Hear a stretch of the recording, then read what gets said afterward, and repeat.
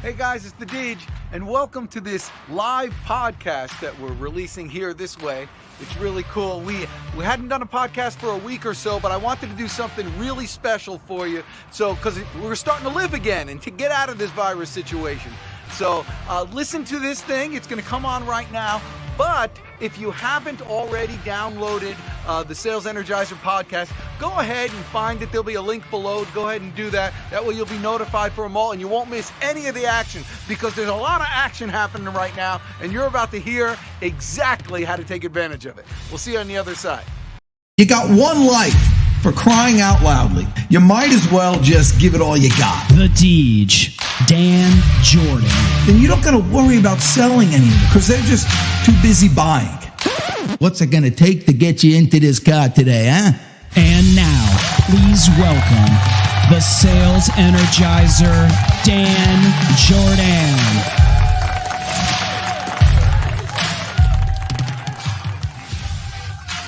There we go. Are we rolling? Montekia. Oh, yeah, you never can be ready. Yes, here's the thing. I've been doing podcasts on a daily basis, and I've seen the sun get brighter each day that I do these podcasts. And then, for a very specific reason, we took off a week. And Mr. Producer Man may or may not want me to talk about it, but we had a loss. And out of respect for him, we went dark for a week. And you know what I noticed, Mr. Producer Man? The world went dark with us. It's almost like a day isn't a day unless it has a little Deej in it. And so we need the podcast. And so welcome aboard, everybody. I'm so glad to be with you once again here for your daily dose of the Deej with the Sales Energizer podcast. Because I think now more than ever, people need sales inspiration, sales motivation, and determination to make your career and your life just a little bit better with some wisdom here in this podcast. Because you can get it nowhere else. You know, people try. You know what? Sometimes you want to try different foods. For a long time, I saw everybody was eating cottage cheese. And for whatever reason, I wanted to like cottage cheese. But cottage cheese it's a hard thing to like, you know, because, well, first of all, you look at it. It just doesn't look like it's done. Like it's looked like they finished, you know, one guy said, now's enough time. It just doesn't look finished. And then I think I got to eat it because they always tell you. But then I realized something. People always have it when they're on a diet. They'll get cottage cheese. And so every time I saw somebody eating cottage cheese, they were fat. I'm thinking to myself, cottage cheese makes you fat. So don't do that. And you think that has nothing to do with sales, but it does. Many times people tell you to ask certain questions of your prospect and of your customers because you want to get a yes answer from them. You want to get them nodding their head. So do you still want to earn more money with your company? Yes. Do you like the fact that most of your salespeople aren't producing? So you're forcing them into saying, and when people feel forced, when people feel cornered, you're not making any friends. So just like cottage cheese, if you want to get fat, eat cottage cheese. If you don't eat cottage cheese. If you want to keep losing sales, keep forcing your customer into saying things that they don't want to say, and you'll lose all the sales that you want. You got to observe what's going on in your life, in your sales life, and find out what's happening. Because sometimes you want something. You think about it your entire life. I got to tell you the story. Is it okay if I tell you a story about my dad? You know, because in the spirit, I've learned all my lessons. In fact, I wrote a book, Sales Proverbs, Wisdom of the Ages.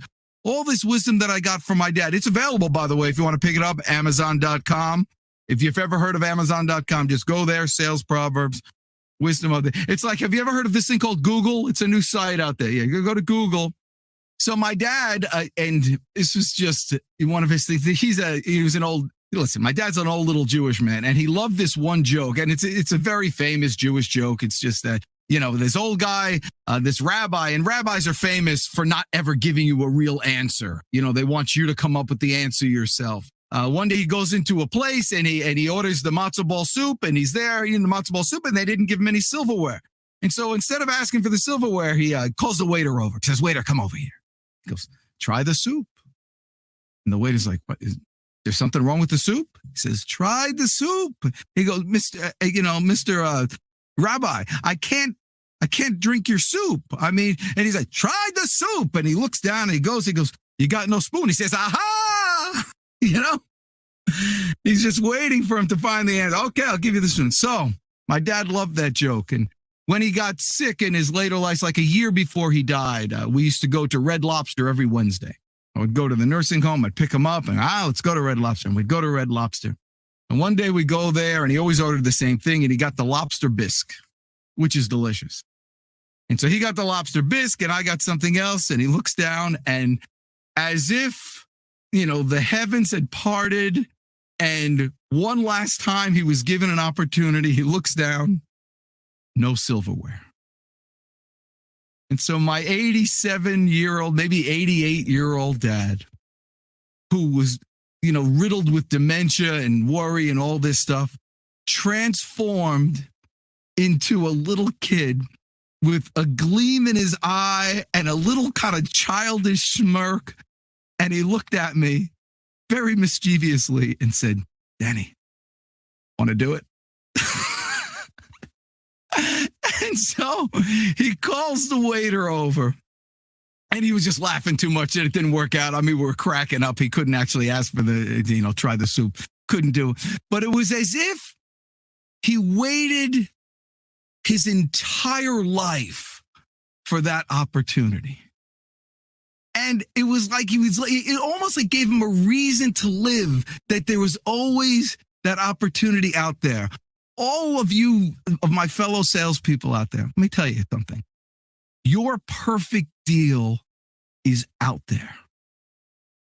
It's there all around. There's so many people and there's so many opportunities. It's impossible to think that the chance of a lifetime won't happen to you multiple times. You just got to go out every Wednesday. You got to go out every day. You got to live every day like you're expecting the deal of a lifetime. It's life worth living. That's what my book is about, Sales Proverbs, Wisdom of the Ages. It's not how to be a better salesperson. It's how to live a better salesperson's life. Because a salesperson's life is about joy. It's about curiosity. It's about wonder. It's about solving. It's about happiness. It's about just making things happen and not worrying about what could happen bad. I wrote down some things I wanted to talk about my dad here. And the fact of the matter is, hard work always pays off. In the end, hard work always pays off. So if you're wondering, why am I driving 3 hours to this this prospect that may or may not happen? Why am I staying up all night working out this PowerPoint presentation to make something good? I had just this morning, Mr. Producer Man, things happened this morning. I wake up this morning and I do my normal routine and I get into work. It's from 7:30 to 8:30. I make my cold calls. But today it was a Monday and I just didn't have it. Just wasn't in my voice this morning. And I didn't really get any leads, but I muscled through it.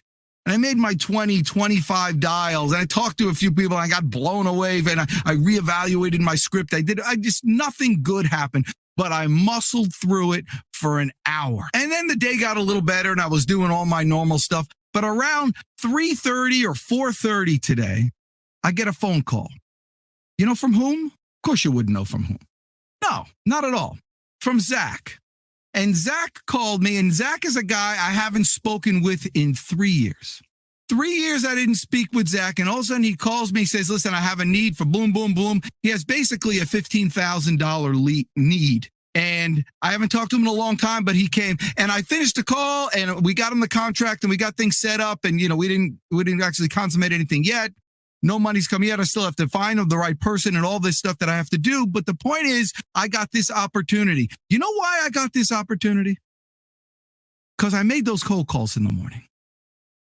Because I spent the hour and I muscled through that hard work because there's something in the world, there's something in the environment, there's something just in the atmosphere that everything just makes sense. If something bad happens, something good is going to happen. Eventually, it's all going to even out if you keep on keeping on and doing the work that you know you need to do. You know, you got to do those extra things as long as you're going to do them, as long as you're in the game, as long as you're awake. It's those little extra things that other people aren't willing to do. I'll give you some examples. If you're going to join a networking group or join any kind of group, you might as well be the president. You know, nobody wants to take the responsibility of the president. You know, there is some work, there's extra stuff. You got to corral everybody together. You might as well do that because they're looking at you. You might as well be the leader of any group you get involved with. And if you can't be the leader, you might as well be the speaker. You know, you're in a speaker in some capacity, you're in front of the room, everybody else is looking at you. And when someone has a need and someone knows, even if you're all part of the same group, if you're all project managers, for let's say, and you want to be a project manager, and then you're the speaker in front of all these project managers, and there's a guest there. That guest could be the guest of anybody in that group, but who do you think they think is the expert? The dang person in the front of the room. The person who's willing to look like the leader. The person who's introduced by the president. And even if you're just the president of the group, you get to introduce the speaker. And if you're a guest, if you're something there and you want to work with someone who you think has knowledge, everybody always goes to the person in the front of the room, the leader. You have many more options when you're in the game, working hard, doing the daily things that you have to do. Like my dad used to say, and I've probably said it before, most people aren't willing to do the hard work it takes to make sales easy. But it's something else. Most people aren't willing to do the hard work to make sales and life fun. How many times do you have to go to Red Lobster before they give you the lobster bisque without silverware? It could take a lifetime, but that's a life well lived in constant anticipation for something better, constant hope that tomorrow is going to be a little better today. That's what wakes you up in the morning. That, and of course, listening to the Sales Energizer podcast here. And so this is all I have to do. So thank you so much for listening today. Tell your friends. Remember, you're the best. I'm the Deej. Go get them today, will you? Hey, guys, it's Dan Jourdan, the Deej. People call me the Sales Energizer. And the reason is I'm a speaker, I'm a coach, I'm a trainer. But most of all, what I do and what I'd love to do is come to your business to do a kickoff sales training meeting. Your salespeople will love it. They'll love your company even more. You'll love it because there'll be more production. And to top it off, you get to meet the Deej. So go ahead to danjourdan.com and contact us for speaking ideas. We'll rock and roll. And remember to subscribe to my YouTube channel. Follow me on Facebook, Twitter, Instagram, and whatever else you can think about. We'll see you next time. Go get them today. Well, if your sales team sucks and you don't know what to do, call Deej 678-910-9912. Call Deej 678-910-9912. And there we have a lot of fun. Look at that. You know, I really come off as being unbearably conceited. Oh, this will be. Is this the Mystery Science 3000 thing? We'll review. We'll review the podcast. Yeah, there's a good reference. There's 3 or 4 people that know what you're talking about there. Exactly. So, by the way, this is the global headquarters. It's not the Southern Command Center, also known as the closet in the basement. This is the global command center over here. Well, hey, you know what? It's good to be back. And, you know, I can't think of a better way to be back in the saddle again than to launch another Deejcast. And that one was fun. That you know, I have a good time. It's a good thing my mic isn't live because I was laughing out loud and I probably would have interrupted you at many times during that podcast. But those of you who are watching the replay and weren't able to jump on live today, this was a surprise, but we felt like this was an opportunity to let you know we're back in the saddle again. We were 2 straight weeks we were doing one every single day, and now we're back. We took a bit of a pause there for a week. I mean, I can't believe that, most people take pauses for many weeks on podcasting, but they can't hang with us. Well, here's the thing, and I wanted everybody to get a chance to see the famous Mr. Producer Man, which is big news. And maybe for you to maybe just give in honor of your dad. Yeah. Just say his name for the world to see. And I really...